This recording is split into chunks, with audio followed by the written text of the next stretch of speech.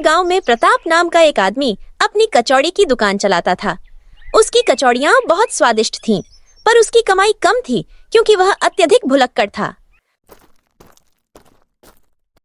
अरे प्रताप भैया, 10 की कचौड़ी खिलाओ तो। हाँ हाँ, अभी लो चिंटू। वाह, क्या स्वाद है। आपके हाथ की कचौड़ी का मुकाबला पूरे जिले में कोई नहीं कर सकता। अरे अरे, इतनी प्रशंसा के लिए धन्यवाद। वो कहते हैं ना कि स्वाद तो खाने वाले की जुबान में होता है। अरे भैया, ऐसा कुछ नहीं कहते हैं। कहाँ कहते हैं? कौन कहता है, हैं? बल्कि बोला ये जाता है कि खूबसूरती देखने वालों की आंखों में होती है। तो क्या हुआ? अगर खूबसूरती आंखों में हो सकती है तो स्वाद जुबान में क्यों नहीं हो सकता? बताओ रमेश। हाँ हाँ, क्यों नहीं। और अगर नहीं भी होता तो आज आपने कह दिया ना, आज से होने लगेगा। ऐसे ही तो कहावतें बनती हैं भारत में। बिल्कुल सही कहा रमेश। तुम ही एक हो जो मेरी बात को समझते हो। अरे तुम दोनों कुछ पागल वागल हो क्या? अपनी अपनी नई कहावतें बना रहे हो। मुझे क्या, मुझे तो तुम जल्दी से कचौड़ी खिलाओ, फिर मैं यहां से जाऊं। अरे ठहरो चिंटू, अरे पैसे तो देते जाओ। क्या पैसे? अरे भैया, मैंने तो दे दिए थे 20 रुपए। नहीं नहीं, अभी तक तो तुमने कुछ नहीं दिया भाई। अरे वाह प्रताप भैया, आप तो पूरे के पूरे भुलक्कड़ निकले। देखो जरा। अरे बाप रे, कहीं सच में मैंने पैसे ले लिए और मुझे याद नहीं। मैं भी कितना भुलक्कड़ हूँ यार। वहीं खड़ा रमेश, जो अब तक कचौड़ी खा रहा था, यह सारा नजारा देख रहा था। उसके चेहरे पर एक शैतानी मुस्कान फैल गई। लो भैया, बहुत मजा आया। और हाँ, मेरा 10 का नोट वापस करो। मैंने तो 20 का दिया था। हैं? 20 का? अरे मुझे तो याद ही नहीं। हाँ हाँ भाई, अब याद कर लो। 10 की कचौड़ी खाई तो 10 मेरे वापस करो। बेचारा प्रताप फिर से उलझन में पड़ गया। डरते डरते उसने जेब से 10 का नोट निकालकर रमेश को दे दिया। हे भगवान, मुझे तो कुछ याद ही नहीं रहता।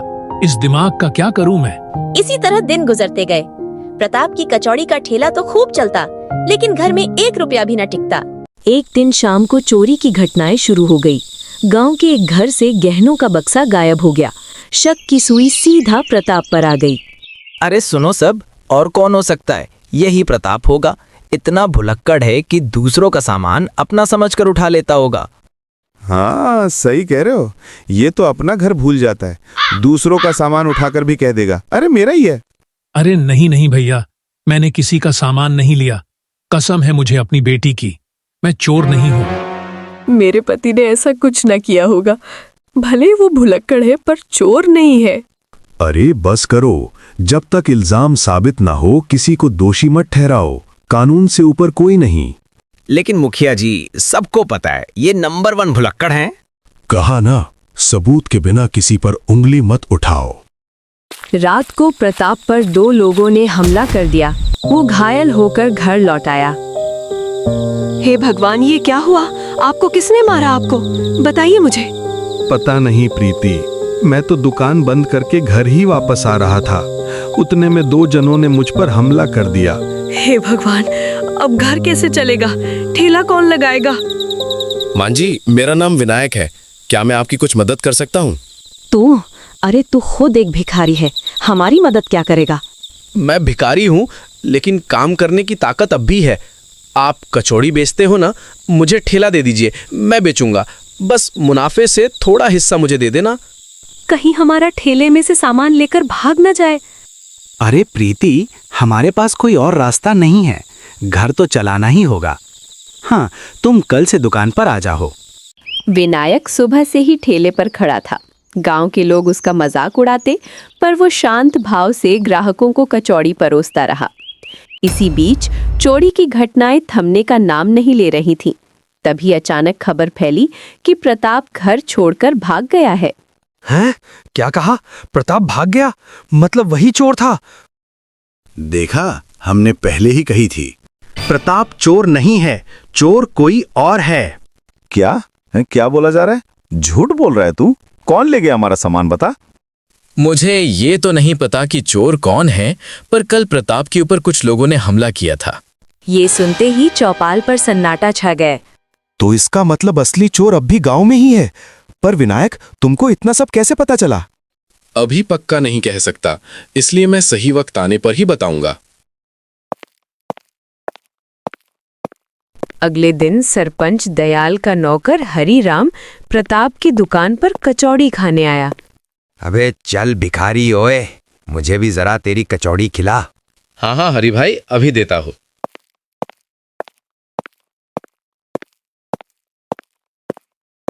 और विनायक कैसे हो? कैसे हैं प्रताप भैया अभी? हाँ राम बाबू, मैं ठीक हूँ।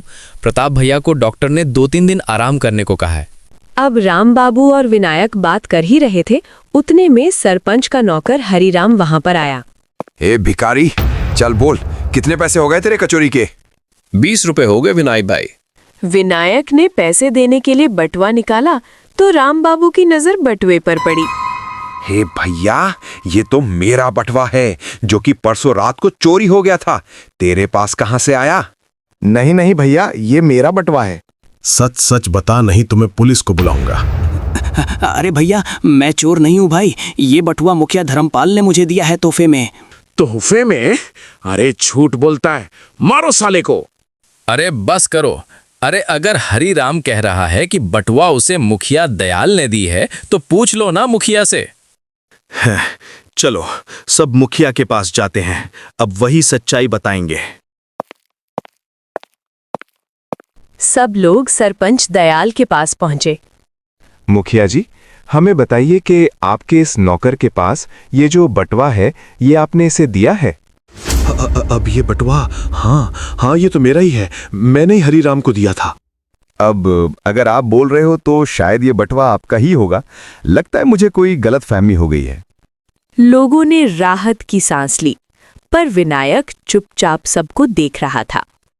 उसी रात गांव के 4-5 लोगों ने पहरेदारी करने का तय किया।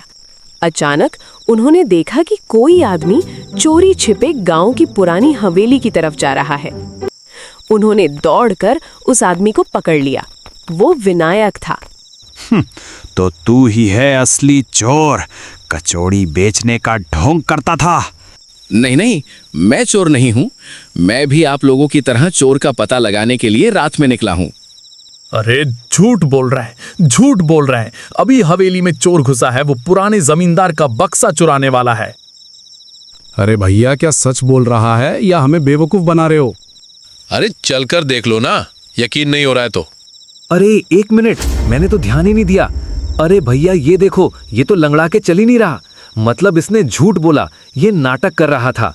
अब तो पक्का हो गया कि चोर यही है। अरे वो मैं बाद में सब समझाता हूँ, पहले एक बार हवेली में चल के देख तो लो बस। सब लोग हवेली की ओर दौड़े। जैसे ही दरवाजा खोला गया, अंदर का दृश्य देखकर सबकी आंखें फटी की फटी रह गई।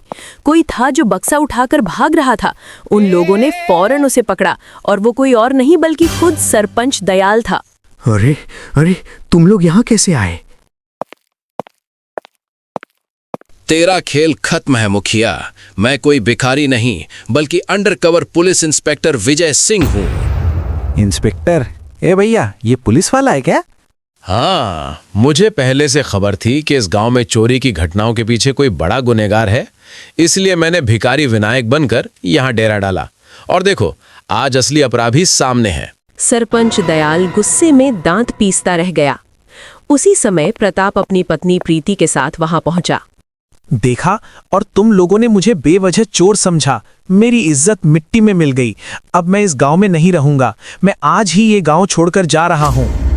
नहीं प्रताप भैया, तुम गांव छोड़कर मत जाओ। हम सब गांव वाले तुमसे माफी मांगते हैं, हमें माफ कर दो। प्रताप, इसी वजह से मैंने कचौड़ी बेचते हुए तुम्हारी सहायता की। तुम्हें बेकार की सजा मिली, पर अब न्याय मिलेगा। मैं तुम्हें मुआवजा दिलवाऊंगा। अरे राम, अनजाने में कैसे कैसे पाप हो गए हमसे भैया। ए प्रताप भैया, माफ कर दो भैया हमको भी। कोई बात नहीं। अब मैं फिर से अपना कचौड़ी का ठेला लगाऊंगा। अब मैं पूरी तरह से ठीक हो गया हूँ।